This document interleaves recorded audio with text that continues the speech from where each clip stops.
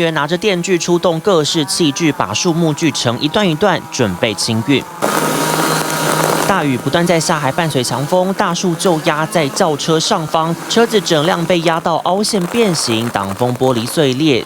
毁损相当严重，而因为树木几乎连根拔起，人行道的砖块也像是被掀起来一样，几乎是一片狼藉。这是位于高雄市区的街道上，杜苏芮台风带来明显风雨，路树被吹到摇摇晃晃，最后竟然直接倒下。弄到那个升空控台个，是讲看要安怎理赔安尼尔。有较无耐的对。系啊。